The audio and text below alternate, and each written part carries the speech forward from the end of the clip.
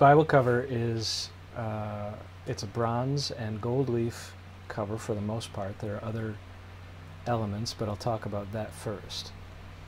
So that material process, it's a long process to get to something that is bronze cast. To create the bronze and gold leaf portion of the Bible cover, I am going through positive stage where I need to sculpt something, and I'm sculpting that out of copies made from resin and oil clay. And then once that's all done, which took over a year to do, once that's all done, then there's mold making. There's a rubber mold. There's a wax stage, a wax replica. And then that wax is encased in a fireproof mold. The wax is melted out. Hot metal is poured in. The bronze is poured in. And a patina is applied. So that's a color, a chemical that reacts with the metal. And then I apply gold leaf to select areas of the surface. That gold leaf is done with, that's also several stages. There's a color that goes down first, and then an adhesive, and then the very, very thin sheet of gold is laid over the adhesive and it sticks to the sticky parts, brushes away from the places where the adhesive wasn't applied, and so what you're left with is a gold coat only where you put the glue down. There's also bookbinding involved, so that bronze is mounted to a very thin plywood surface. That surface is covered with a canvas. The canvas has been dyed. Also, I applied some black shoe polish over certain portions in order to show a difference in color. For the bookbinding portion, I considered several different kinds of options. I was thinking about hinges because of the weight of the metal, and that could be brazed on. It could be essentially welded or soldered on. I considered using leather. And in the end, what it came down to was familiarity. I know how to do book covers that are wrapped in fabric. It's a good, sturdy, heavy-duty material that's also available, and I could manipulate the color on my own. So it was a good mix of something that's strong, affordable, and I could have some artistic leeway with it.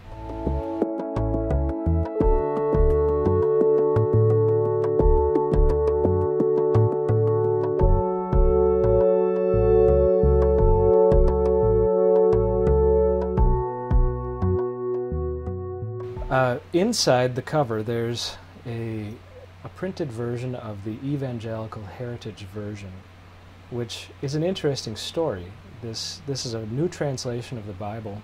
It was published in 2019, and this translation is it's kind of a grassroots effort. It's the result of pastors and teachers and lay people who came together and volunteered time to gradually work their way through the Bible and provide a translation. That was sort of the impetus for why the Bible cover was made, to sort of celebrate the publishing of this translation. So the Bible that I made really has, there's nothing incredibly special about the material, the paper or the ink or anything like that. It's an off-the-shelf, leather-bound,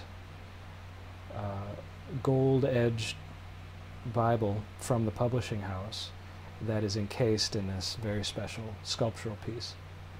This is the first time this translation has been done, the Evangelical Heritage Version, first of its kind, and there are so many translations of the Bible.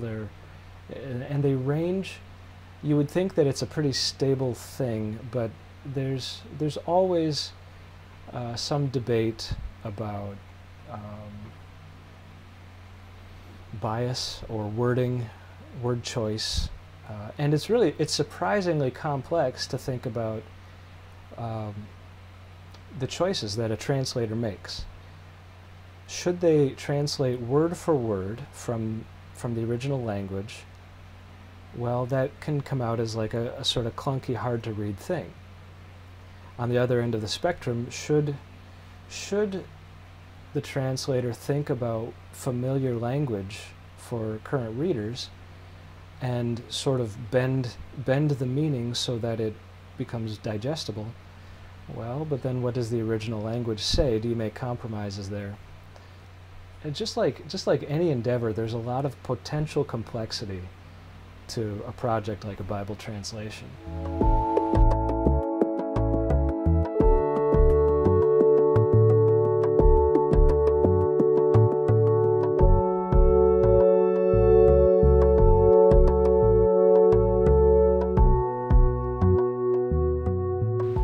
The lettering was always going to be a part of this.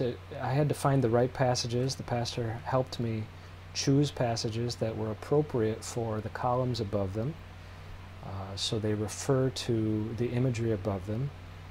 And in order to make that lettering, I guess initially I sort of thought, well, I can carve it. I can, just draw it in. It's just like using a pencil or something, but it's more complicated, of course, and the material, you can make an impression on the material, but on a tiny scale, you need to have the right material. The spacing has to be just right. The alignment has to be just right.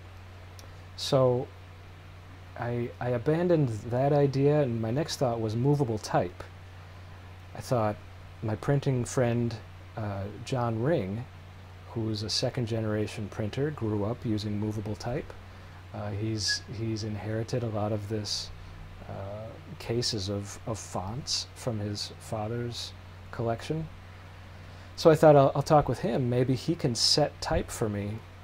We can pick a font, and he came and looked at it. We talked about it a little bit, and he had an alternative idea. He said, what if we make rubber stamps? So we knew the measurements that we needed to make. We adjusted the font to that size. We laid out the type to that size. And now I have rubber stamps for each of those sayings. And what that afforded me was the ability to try to get a really good impression in the clay over and over and over. So, I rolled out clay, I stamped it over and over, and that actually wasn't the way to go. What I needed to do was add clay into its location and then try to stamp it just right, centered, right pressure, so I rocked it a little bit back and forth, trying to get a not too deep but not too light impression. And then, lift that stamp and hope that it's centered or not tilted. And if it is off, then rub it out, try again. Smooth it out, try it again. So each of these kind of represents a bullseye, of after trying over and over to try to get it right.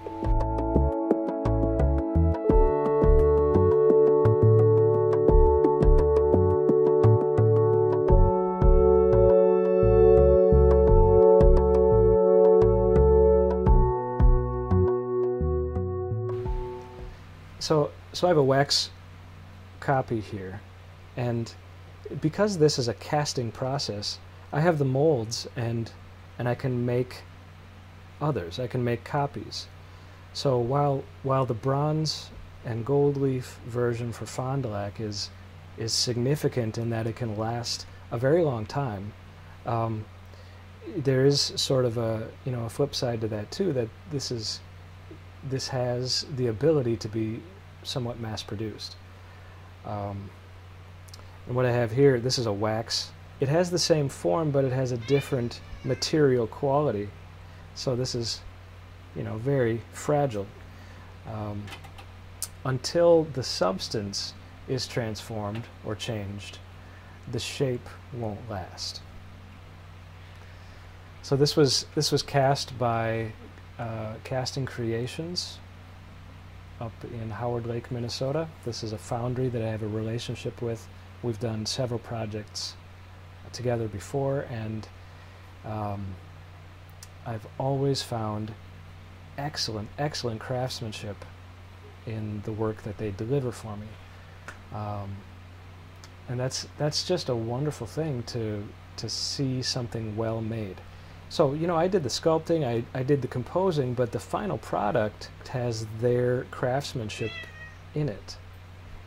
So the things that happen at the foundry, they pick it up where I finish sculpting. So I deliver my finished sculpture, and then they make a rubber mold of my sculpture. And with that rubber mold, they can pour wax. They'll do that work.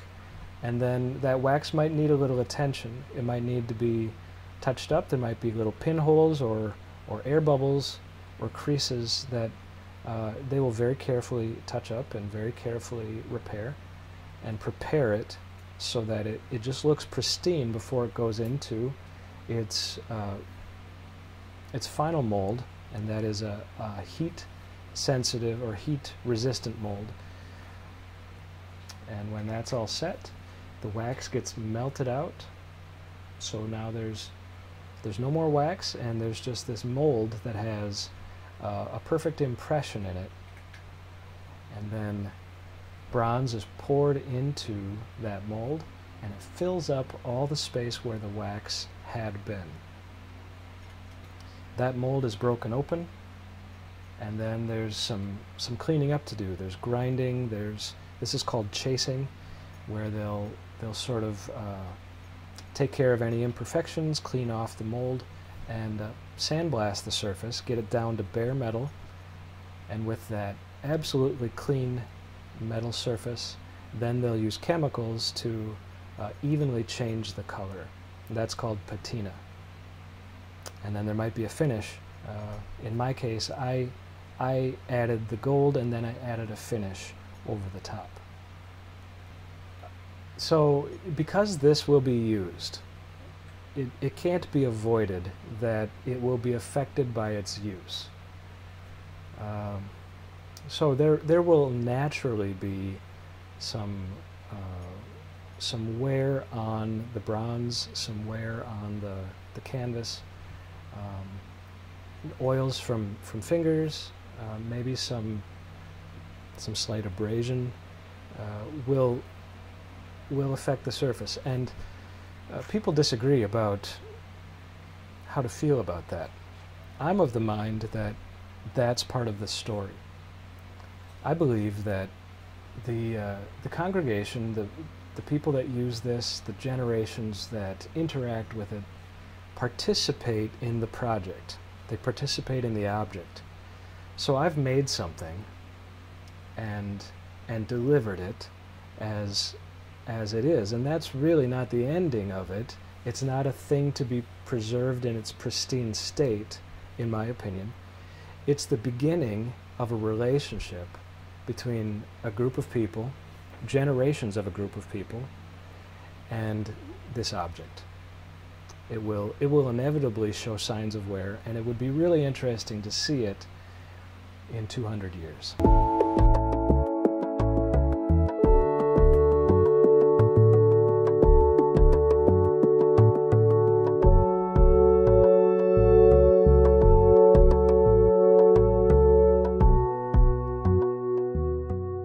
Everything's complicated, and we love to talk about the advantages of technology, the advantages of industry, and one of the favorite things we like to talk about is the technology of the printing press and how that democratizes so many aspects of knowledge. It allows us to mass produce and distribute ideas. Prior to movable type, Bibles or any book would have to be handwritten, and that made it a very a high labor endeavor. It meant that a lot of hands had to spend a lot of time to generate one object. And so a book had a different sort of value before it became so readily duplicated. So if you look at Bibles and any book from the Middle Ages or prior, they're elaborately crafted. The cover and the contents really go above and beyond. There's sort of a joy in the making of this object. It's not only the information, but like the object, the hand of the person working on it communicates a little bit of that humanity to whoever looks at it. Now that's the flip side. That's what's lost when we mass produce. And we don't make Bible covers like this anymore. I'm not aware of many since the Middle Ages. If you look back in history, you see some very elaborate gold and jewel-covered, sculpted Bible covers. But it's out of character nowadays. So what, I guess what's really significant about this project is that we don't do this anymore. And it harkens back to a time when a book, a Bible, as an object, was an incredibly precious item. And that was the intent of the congregation. The congregation communicated this to me, that they want to use this Bible regularly in worship, and because it has an elaborate cover, that in itself, the very existence of that elaborate cover, is a statement about their value on the contents. They're saying that this is important by investing money, by commissioning something that takes a lot of time. That's a statement. And then that statement, because of the nature of the material, hopefully lasts for generations. If someone doesn't intentionally destroy this work, it should last hundreds or could be thousands of years. There's no reason for it to disintegrate. Bronze pieces survive from thousands of years ago. So that's a powerful idea too, to generate something, to make something that holds these symbols, that hopefully communicates in a way that can be understood for generations, and that it just may last longer than anything else that we see. It's a heavy responsibility, and also kind of a thrilling thing to be a part of.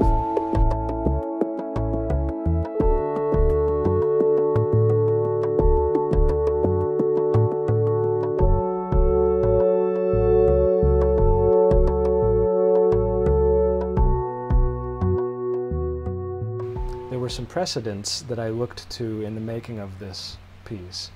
I was looking at Gothic architecture, and really there's a figure that's been fascinating to me in history.